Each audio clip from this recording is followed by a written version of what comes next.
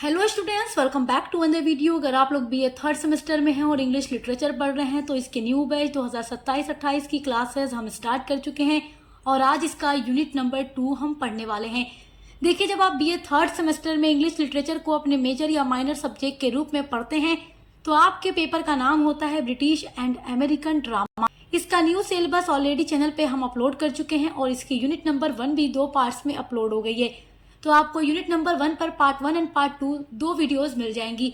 आज की वीडियो में हम यूनिट नंबर 2 को पूरा कवर करने वाले हैं इसी एक वीडियो में।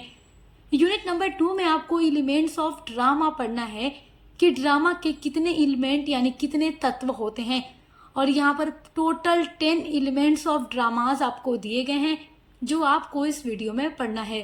पहला एलिमेंट है ऑथोरियल इंट्रूजन, दूसरा है कैकोफनी, तीसरा है सर्कमलोक्यूशन, चौथा है कॉन्फ्लिक्ट, पांचवा है डिक्शन, छठा है एपिलॉग, सातवां है एपिथेट, आठवां है यूफेमिज्म, नौवां है यूफोनी और 10वां है मेलाप्रोपिज्म। तो ये 10 एलिमेंट आगे आज हम बारी बारी एकदम डिटेल में नोट्स के साथ पढ़ते हैं जो आपके एग्जाम के लिए काफ़ी इम्पोर्टेंट होने वाला है। देखिए, फर्स्ट यूनिट में आप लोगों ने ड्रामा के बारे में जाना कि ड्रामा क्या है, कितने टाइप्स का है। अब जानिएगा कि ड्रामा को लिखने के लिए राइटर जो होता है वो कितने तरीके के एलिमेंट का यूज करके ड्रामा को लिखता है। तो पहला एलिमेंट है ऑथोरियल इंट्रूजन। ये क्या होता है? देखिए, authorial intrusion is a literary device. ये एक लिटरेरी डिवाइस होता है यानी साहित्यिक युक्ति। लिटरेरी मतलब साहित्यिक, डिवाइस मतलब युक्ति, यानी कि किसी भी ड्रामा को लिखने के लिए राइटर एक टेक्निक का यूज करता है, वो ऑथोरियल इंट्रूजन है। इन विच जिसमें the writer directly interrupts the story और drama to express personal opinion, explain events और गाइड द ऑडियंस। ये एक ऐसा लिटरेरी डिवाइस होता है जिसमें राइटर अपने ऑडियंस से डायरेक्टली कन्वर्सेशन करता है, डायरेक्ट बात करता है और जो भी उसको एक्सप्लेन करना होता है ड्रामा के बारे में, जो भी उसके पर्सनल ओपिनियंस होते हैं, जो कुछ भी उसे अपने ऑडियंस को बताना होता है, वो डायरेक्टली अपने ऑडियंस से बात करता है और डायरेक्ट अपने ऑडियंस को हर एक चीज के बारे में बता देता है। कभी कभी आप ऐसा ड्रामा पढ़ते हैं जिसे पढ़ के आपको लगता होगा कि जो चीजें इसमें हो रही है, जो भी इवेंट है, हमें डायरेक्ट ऐसा लग रहा है कि बताया जा रहा है। तो एक ऐसा ऑथोरियल इंट्रूजन जिसमें राइटर डायरेक्ट अपने ऑडियंस से बात करता है। Instead of letting characters reveal everything, the author speaks directly।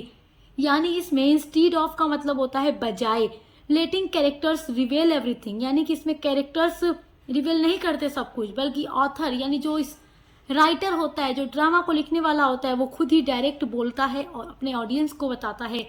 These helps reader understand the writer's message, thoughts और moral lesson more clearly, though it may reduce the dramatic effect। ये एक ऐसा literary device होता है जो कि reader की मदद करता है अंडरस्टैंड करने यानी समझने में जो राइटर्स का मैसेज है कि इस ड्रामा के थ्रू राइटर हमें क्या मैसेज दे रहा है, क्या हमें मोरल मैसेज दे रहा है, क्या राइटर्स के थॉट्स, क्या विचार हैं, हर एक चीज राइटर डायरेक्टली अपने ऑडियंस को बता देता है जिससे रीडर को हर एक चीज के बारे में डायरेक्ट अच्छे से आसानी से समझ में आ जाता है। आपका जो दूसरा एलिमेंट ऑफ ड्रामा है वो है कैकोफोनी। कैकोफोनी क्या होता है? देखिए, cacophony is the use of harsh, rough and unpleasant sound in words और सेंटेंसेस। कैकोफोनी एक ऐसा एलिमेंट ऑफ ड्रामा होता है जिसका यूज किसी भी राइटर के द्वारा तब किया जाता है जब राइटर को अपने वर्क में, अपने ड्रामाज में किसी हार्श यानी कठोर, रफ या अनप्लीजेंट साउंड को यूज करना होता है, यानी ऐसा साउंड जिसको सुनकर किसी भी रीडर को, किसी भी ऑडियंस को अच्छा ना लगे, बल्कि ऐसा लगे कि ये कितनी भयानक आवाज़ है, कितनी अजीब आवाज़ है जो हमें इरिटेट कर रही है। इस तरीके का साउंड जब राइटर अपने वर्क में यूज करता है उसको कैकोफोनी कहा जाता है। अनप्लीजेंट का मतलब जो सुनकर खुशी ना हो, ऐसे साउंड। जैसे अगर आप बैठे हैं अपने घर में, अचानक से कोई कांच का बर्तन गिर जाए और खूब तेज उसके टूटने की, फर्श पे जब वो गिरेगा तो उसके टूटने की आवाज आएगी जो कि अनप्लीजेंट होगी। आप उसको सुनेंगे तो आपको अच्छा नहीं लगेगा। अगर बाहर बहुत ज्यादा शोर हो रहा है तो आपको सुनने में अच्छा नहीं लगेगा। इस तरीके से ये सारे साउंड कैकोफोनी होते हैं, अनप्लीजेंट होते हैं, जो सुनकर अच्छा नहीं लगता। Writers use it to create feelings of fear, confusion, anger और टेंशन इन द ड्रामा और पोएम। देखिए, कैकोफोनी का यूज ड्रामा में भी होता है और पोएम में भी होता है। राइटर्स इसका यूज करते हैं क्रिएट करने के लिए, बनाने के लिए, फीलिंग्स ऑफ फियर, डर की फीलिंग पैदा करने के लिए। कभी कभी भयानक सी आवाज निकलती है जब आप कोई ऐसी मूवी देखते हैं जो थोड़ा हॉरर टाइप हो, तो उसमें अजीब अजीब सी आवाजें सुनाई देती हैं जो सुनकर आपको बिल्कुल भी अच्छा नहीं लगता, तो वो सब कैकाफोनी होती है। और जब आप कोई सॉन्ग सुनते हैं, मीठी सी आवाज होती है, तो वो क्या है, सुनकर आपको प्लीजेंट मतलब अच्छा लगता है।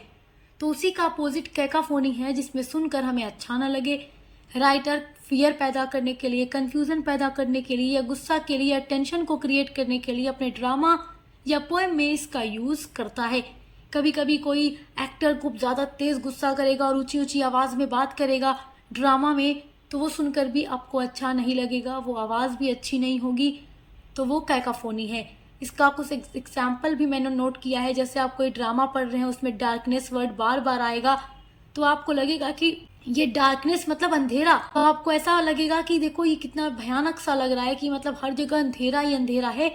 और मान लीजिए कि कोई आप ऐसा ड्रामा पढ़ रहे हैं जिसमें कोई लड़की है, बार बार वो अंधेरी जगह पे जा रही है, अजीब अजीब आवाज़ें उसको आ रही हैं, तो आपको अजीब सी इरिटेशन होगी। तो इसके लिए राइटर ऐसे वर्ड्स का यूज करता है। या उसके अलावा मैंने आपको एक एग्जांपल दिया था, dishes crashing on the floor, यानी फ्लोर पर अगर कोई डिश गिर जाए, कोई बर्तन गिर जाए कांच का और टूटेगा, तो उसकी आवाज भी कैकाफोनी की तरह होगी, यानी कि अनप्लेजेंट। आपका जो थर्ड एलिमेंट ऑफ ड्रामा है वो है सर्कमलोक्यूशन। देखिए, circumlocution means expressing an idea in a long, indirect और round about way instead of using simple words. Circumlocution means होता है टॉकिंग अराउंड, यानी घुमा फिरा कर बात करना।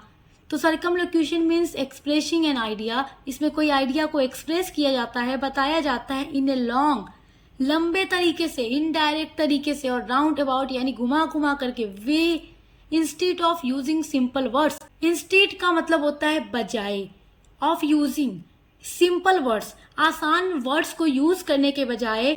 इसमें क्या होता है कि किसी भी आसान बात को और घुमा फिरा कर राइटर करता है, मतलब वही बात कहेगा लेकिन घुमा फिरा कर, उलझा करके कहेगा।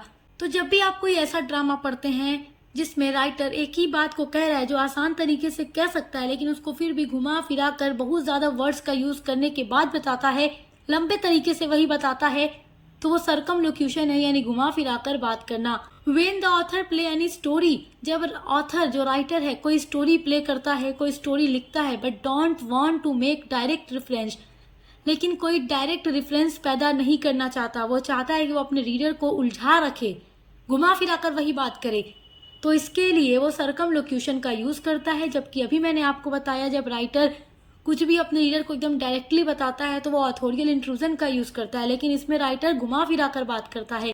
सो the creates a way to get around the subject. तो इसमें क्या होता है, क्रिएट होता है एक रास्ता, to get around the subject, यानी कि सब्जेक्ट जो होता है, जो मेन बात होती है, उसको घुमा फिरा कर कहा जाता है। आपका जो फोर्थ एलिमेंट ऑफ ड्रामा है वो है conflict. Conflict is the central struggle और problem in a drama that move the story forward. देखिए, आप कोई मूवी देखते हो उसमें भी आपको कॉन्फ्लिक्ट मिलता है, यानी संघर्ष मिलता है हीरो और विलेन के बीच में। कोई ड्रामा पढ़ते हैं उसमें भी विलेन होता है, हीरो होता है, जिसे आप लिटरेचर की लैंग्वेज में एंटागोनिस्ट एंड प्रोटागोनिस्ट कहते हैं। हीरो को प्रोटागोनिस्ट और विलेन को एंटागोनिस्ट। आप नॉवेल पढ़ेंगे उसमें भी आपको कॉन्फ्लिक्ट मिलेगा, तो ये कॉन्फ्लिक्ट आपको जरूर मिलेगा कुछ भी आप पढ़ें। तो conflict is a central struggle, एक सेंट्रल स्ट्रगल होता है, संघर्ष होता है, प्रॉब्लम होती है इन ड्रामा, किसी भी ड्रामा में, दैट मूव, जो कि आगे ले जाती है स्टोरी को, जो स्टोरी को फॉरवर्ड यानी आगे लेकर बढ़ती है। देखिए, जो कॉन्फ्लिक्ट होता है इट में अकर, ये घटित होता है। अकर का मतलब घटित होना, बिटवीन मतलब दो लोगों के बीच में, टू कैरेक्टर्स, चाहे वो दो कैरेक्टर हो सकते हैं, विलेन और हीरो हो सकता है, जिनके बीच लड़ाई झगड़ा हो, कॉन्फ्लिक्ट क्रिएट हो जाए। और या फिर कैरेक्टर और सोसाइटी के बीच में भी कॉन्फ्लिक्ट हो सकता है, कैरेक्टर का नेचर के साथ हो सकता है, किसी एक पर्सन का अपने माइंड के साथ हो सकता है, फेट के साथ हो सकता है, और with in the characters own mind, या फिर किसी कैरेक्टर का अपने खुद के माइंड के साथ भी कॉन्फ्लिक्ट हो सकता है। एक वीडियो में मैंने कॉन्फ्लिक्ट के बारे में आपको और भी डिटेल में पूरा बताया है कि कॉन्फ्लिक्ट कितने टाइप का होता है, तो आप उस वीडियो को जरूर देखिएगा, आप पिछले वाले बैच की क्लास देख लीजिएगा। देखिए, जितनी भी क्लासेस हम अपलोड करते हैं एक नए तरीके से आपको पढ़ाने की कोशिश करते हैं, और हमारे चैनल पर जो पहले की भी वीडियोस अपलोड होती हैं अगर आप उनको भी देखेंगे तो आपकी जो तैयारी होगी वो बहुत अच्छी होगी, क्योंकि जितना ज़्यादा आप पढ़ेंगे आपके लिए उतना ही ज़्यादा अच्छा होगा अपने एग्जाम की तैयारी करने के लिए। Conflict create suspense, develops characters and keep the audience interested. Conflict जो होता है क्रिएट करता है सस्पेंस को, क्योंकि जब किसी भी स्टोरी में, ड्रामा में, मूवी में कॉन्फ्लिक्ट क्रिएट हो जाता है तो देखने वाले जो ऑडियंस होते हैं उन्हें काफी सस्पेंस होता है, आगे क्या होगा, आगे क्या होगा। इससे क्या होता है कि जो ऑडियंस होते हैं उनका अपने ड्रामा में इंटरेस्ट और ज्यादा बढ़ जाता है और वो इसके लिए पूरी मूवी या पूरा ड्रामा देख लेते हैं। Without conflict a drama becomes dull and lacks excitement और पर्पस। बिना कॉन्फ्लिक्ट के कोई भी ड्रामा डल लगेगा, लैक यानी उसमें कमी होगी, एक्साइटमेंट और पर्पस की, यानी कि हर एक ड्रामा के अंदर कॉन्फ्लिक्ट जरूर होना चाहिए जिससे कि उसमें एक ट्विस्ट देखने को मिले। उसके बिना स्टोरी न इंटरेस्टिंग होगी, न एक्साइटमेंट होगी और न ही उसका कोई पर्पस होगा। इसलिए हर ड्रामा में, मूवी में कॉन्फ्लिक्ट का होना जरूरी है। आपका जो 5th एलिमेंट ऑफ ड्रामा है वो है डिक्शन। डिक्शन का मतलब होता है शब्दों को चुनना, यानी कि कोई भी राइटर जब कोई ड्रामा लिखते हैं या ड्रामा के अलावा नॉवेल लिखे, स्टोरी लिखे, पोएम लिखे, तो उसके लिए वो कुछ वर्ड्स को चूज करते हैं जिनके थ्रू वो अपने वर्क को लिखते हैं। तो कोई भी राइटर जब ड्रामा लिखता है तो ड्रामा लिखने से पहले मतलब वो ये सोचता है कि उसे किस टॉपिक पर ड्रामा लिखना है। वो अपनी थीम डिसाइड करता है, अपनी डिक्शन करता है, यानी कि शब्दों को, वर्ड्स को चूज करता है कि किन वर्ड्स का यूज करके वो अपने ड्रामा को लिखेगा जिससे उसके रीडर या ऑडियंस को अच्छे से समझ आए। Diction refers to the choice and use of words by a writer और स्पीकर। देखिए, डिक्शन का मतलब है कि राइटर द्वारा शब्दों को सोच समझ कर चूज करना। It helps create the tone, mood और स्टाइल ऑफ ए ड्रामा। ये मदद करता है क्रिएट करने में, बनाने में टोन को, मूड को और स्टाइल को ऑफ ए ड्रामा की, यानी कि किस तरीके का टोन है, क्या मूड है पूरे ड्रामा में, स्टाइल कैसी है। तो इन सभी चीजों को क्रिएट करने में डिक्शन काफी हेल्प करता है कि कौन सी जगह पर किस तरीके के वर्ड्स को यूज करना चाहिए लिखते टाइम ड्रामा को। Writers choose formal, informal, simple और poetic language depending on the characters and situation. देखिए, जो राइटर हैं वो चूज करते हैं फॉर्मल वर्ड्स को भी, इनफॉर्मल वर्ड्स को भी, सिंपल वर्ड्स को भी और पोएटिक लैंग्वेज को भी, depending on the characters, character के अकॉर्डिंग, यानी कि किस तरीके के कैरेक्टर हैं तो उनके लिए कौन सा वर्ड बेस्ट होगा बोलने के लिए, क्योंकि कोई भी ड्रामा जो होता है उसमें डायलॉग बोले जाते हैं कैरेक्टर्स के थ्रू। तो ये कैरेक्टर्स और सिचुएशन पर डिपेंड करता है कि राइटर फॉर्मल, इनफॉर्मल, सिंपल और पोएटिक लैंग्वेज को कहाँ पर यूज करके लिखेगा। Good diction make ideas clear, effective and suitable for the audience and the purpose. देखिए, जो गुड डिक्शन होता है makes ideas clear, effective and suitable for the audience and the purpose. देखिए, जो एक अच्छा डिक्शन होता है वो आइडियाज को अच्छे तरीके से समझने में मदद करता है, जिससे जो रीडर होते हैं वो अच्छे से सारी चीजों को समझ जाते हैं। नेक्स्ट जो एलिमेंट ऑफ ड्रामा है वो है एपिलॉग। एपिलॉग का मतलब होता है उपसंहार। देखिए, जब आप कोई एस्से लिखते हैं तो एस्से लिखने के बाद सबसे लास्ट हेडिंग, आप लोग हिंदी में जब एस्से लिखते हैं, निबंध लिखते हैं, तो उपसंहार लिखते हैं। 12th तक आप लोगों ने हिंदी पढ़ी है, आप जानते होंगे। लास्ट में उपसंहार लिखा जाता है अपने पूरे टॉपिक के बारे में, जो उसका निचोड़ होता है वो लिखा जाता है। तो वैसे ही ड्रामा में भी एपिलॉग होता है जो सबसे लास्ट में आता है और राइटर इसमें ड्रामा के बारे में बताते हैं, उसका जो पूरा कॉन्क्लूजन होता है वो बताते हैं। An epilogue is the final speech और short section at the end of a drama. यानी जो एपिलॉग है वो फाइनल स्पीच है, सबसे आखिरी स्पीच होती है या सबसे शॉर्ट सेक्शन होता है, ड्रामा के एंड में बताया जाता है। It tells the audience what happens after the main events and may explain the moral message of a play। तो ये टेल्स जो एपिलॉग है वो टेल्स यानी बताता है द ऑडियंस को what happens, क्या होने वाला है, आफ्टर द मेन इवेंट के बाद, एंड मे एक्सप्लेन, और ये एक्सप्लेन करता है मोरल मैसेज को ऑफ ए प्ले, किसी भी प्ले का जो पूरा मोरल मैसेज होता है, जो कॉन्क्लूजन होता है एपिलॉग वो बताता है। क्योंकि सबसे लास्ट में उपसंहार यानी एपिलॉग आता है, तो पूरे ड्रामा का जो मोरल मैसेज होगा, जो कॉन्क्लूजन होगा, वो सारी चीजें इसमें बताई जाती हैं। An epilogue provides a proper conclusion, answers remaining question and leaves a lasting impression on her audience. देखिए, जो एपिलॉग होता है वो पूरी ड्रामा की स्टोरी को एक पूर्ण रूप देता है और इसमें जो भी शंकाएं होती हैं उनका समाधान करता है और दर्शकों पर अस्थायी प्रभाव डालता है। जो आपका 7th एलिमेंट ऑफ ड्रामा है वो है एपिथेट। देखिए एपिथेट क्या होता है। An epithet is a descriptive word और phrase uses to highlight a special quality of a person, place और thing.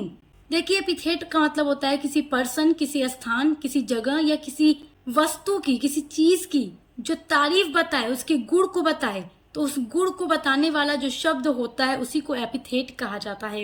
It often becomes closely associated with the subject. इसका उद्देश्य उस व्यक्ति या वस्तु की विशेष पहचान बनाना होता है, यानी कि किसी पर्सन की, किसी थिंग की एक पहचान अगर बनाना हो तो उसके लिए एपिथेट का यूज किया जाता है। Writers use epithets to make characters memorable and emphasize their important qualities और अचीवमेंट। कोई भी राइटर अपने वर्क में, अपने ड्रामा में एपिथेट का यूज क्यों करता है? मेक बनाने के लिए, कैरेक्टर्स को मेमोरेबल यादगार, एंड एम्फेसाइज और जोर देने के लिए उनकी इम्पोर्टेंट क्वालिटीज पर और उनकी अचीवमेंट पर, उन्होंने जो कुछ अचीव किया अपने लाइफ में। तो कोई भी आप जब ड्रामा पढ़ते हैं तो उसमें जो मेन कैरेक्टर होता है उसके लिए राइटर कोई ऐसा वर्ड यूज करता है जिससे आपको उस हीरो की खासियत पता चलती है, उसकी अच्छाइयों के बारे में पता चलता है, जिससे आप उस कैरेक्टर को याद रखते हैं कि वो कैरेक्टर बहुत अच्छा था। देखिए जो आपका 8th एलिमेंट ऑफ ड्रामा है वो है euphemism. Euphemism is the use of polite, gentle और indirect words instead of harsh और अनप्लीजेंट एक्सप्रेशंस। यूफेमिज्म एक ऐसा ड्रामा का एलिमेंट होता है जिसका यूज किया जाता है पोलाइट और जेंटल और indirect words instead of harsh. Harsh का मतलब कठोर, अनप्लीजेंट का मतलब जो अप्रिय है, जो अच्छा नहीं है, जिसको सुनकर अच्छा नहीं लगेगा। तो ऐसी बातों की जगह पर कोई पोलाइट, कोई अच्छा, कोई प्यारा सा वर्ड बोला जाता है ताकि वो बात सुनने वाले को बुरी ना लगे। It helps avoid hurting someone's feelings और डिस्कसिंग सेंसिटिव टॉपिक्स डायरेक्टली। देखिए इट हेल्प्स जो यूफेमिज्म होता है ये हेल्प करता है, मदद करता है अवॉइड करने में हर्टिंग समवन फीलिंग्स, जैसे किसी इंसान की फीलिंग हर्ट ना हो। कोई ऐसा वर्ड अगर बोला जाए जो बहुत ही अच्छा ना लगे सुनकर और सामने वाले की फीलिंग हर्ट हो जाए तो उसकी जगह पर कोई अच्छा सा वर्ड बोलना, यानी उसी बात को, उसी तकलीफ दे बात को अच्छे वर्ड्स में कह देना ताकि सुनने वाले को भी उतना बुरा ना लगे। Euphemism make conversations more respectful, formal and social acceptable in both speech and writing. जो यूफेमिज्म होता है इसका मतलब होता है कि किसी की भावनाओं को ठेस पहुंचाए बिना कोई बात कहना। जैसे कि एक एग्जाम्पल मैंने नोट किया, saying passed away instead of died. अगर आप कहेंगे ही डाइड, वो मर गया, तो उसकी जगह आप कहेंगे पास्ड अवे। इंस्टीड का मतलब होता है बजाय, तो डाइड कहने के बजाय पास्ड अवे कहेंगे, यानी वो गुजर गया, उसका निधन हो गया। वो मर गया कहने के बजाय आप कहेंगे पास्ड अवे, उसका निधन हो गया। तो सुनने में वो उतना बुरा नहीं लगेगा, इससे किसी सामने वाले की फीलिंग हर्ट नहीं होगी। तो कोई ऐसी बात जो सुनकर सामने वाले को हर्ट होगा, उसी बात को एक ऐसे अंदाज में कह देना, ऐसे वर्ड्स का यूज करके कह देना कि बात भी हम कह लें और सामने वाले का दिल भी ना दुखे। देखिए जो आपका नेक्स्ट एलिमेंट ऑफ ड्रामा दिया गया है वो है यूफनी। यूफनी जो है कैकाफोनी का अपोजिट होता है। आपने 2nd नंबर पे कैकाफोनी को पढ़ा है अभी इसी वीडियो में, तो अब 9th नंबर पे आप उसी का अपोजिट यूफनी पढ़ रहे हैं। कैकाफोनी में आपने देखा था कि कोई अनप्लीजेंट साउंड का यूज होता है, उसी का अपोजिट यूफनी, यानी कि एक प्लीजेंट साउंड को यूज करना, एक स्वीट वॉइस को यूज करना। Euphony is the use of pleasant, soft and musical sounds in language. देखिए यूफोनी का मतलब है ऐसी कोमल, मधुर और सुरीली ध्वनियों का प्रयोग करना जो सुनने में अच्छी लगे। Writers achieve euphony by choosing smooth words and gentle sound patterns that are pleasing to the ear. लेखक इसका उपयोग शांति के लिए, प्यार के लिए और खुशी का वातावरण बनाने के लिए करता है। It creates feelings of peace, beauty, love and happiness. तो ये प्यार, शांति और हैप्पीनेस की फीलिंग को क्रिएट करता है जो कानों को सुनने में अच्छा लगता है। Euphony is commonly used in poetry and drama to produce a melodious effect. Euphony का यूज ज्यादातर पोएट्री में किया जाता है क्योंकि पोएट्री मेलोडियस होती है, या उसके अलावा इसका यूज ड्रामा में भी किया जाता है मेलोडियस यानी मीठे इफेक्ट, यानी मीठे प्रभाव डालने के लिए। देखिए आपका जो नेक्स्ट एलिमेंट ऑफ ड्रामा है वो है मेलाप्रोपिज्म। इसका मतलब होता है सही वर्ड्स की जगह पर गलत वर्ड्स को यूज करना जिससे हंसी मजाक वाला माहौल क्रिएट हो जाए। A malapropism is a humorous literary device in which a person mistakenly uses a wrong word that sounds similar to the correct one. मेलाप्रोपिज्म एक ऐसा लिटरेरी डिवाइस होता है जिसमें कोई भी इंसान मतलब कि मिस्टेक करता है, जानबूझकर सही वर्ड की जगह सिमिलर साउंड वाले दूसरे वर्ड को यूज कर देता है जिससे कि हंसी मजाक वाला माहौल क्रिएट हो जाता है। कभी कभी आप कोई भी चीज पढ़ते हैं अपने बुक में तो आपको बहुत सारे ऐसे वर्ड देखने को मिल जाते होंगे जो आप पढ़कर कहते होंगे यार ये तो मिस प्रिंट हो गई, गलत हो गया, लेकिन कभी कभी वो गलत नहीं होता। सिमिलर साउंड वाली ही जगह पे राइटर गलत वर्ड को यूज कर देता है ताकि ह्यूमरस पैदा कर सके। इसका एग्जाम्पल है सेल की जगह पर ये वाला सेल लिख देना, 8 की जगह पर ये वाला 8 लिख देना। ठीक है, तो इस तरीके से देखो प्रोनाउंसिएशन सेम है मगर पूरा अर्थ बदल जाता है, स्पेलिंग बदल जाती है। तो ये सारे वो लिटरेरी डिवाइस हैं या एलिमेंट्स ऑफ ड्रामा है जिनका यूज करके राइटर अपने ड्रामास को लिखता है। सो आई होप कि आप इसको बहुत अच्छे से समझ गए होंगे। इसी तरीके से आपकी एक सीक्वेंस में हर एक यूनिट पर वीडियोस अपलोड हो रही हैं। आपके एग्जाम की तैयारी के लिए हम आपके बीए के हर एक सब्जेक्ट का important question answer Mahasangram classes upload कर रहे हैं, जिनके थ्रू आप अपने एग्जाम की अच्छी तैयारी कर सकते हैं। Best of luck. हम मिलते हैं अगले वीडियो के साथ।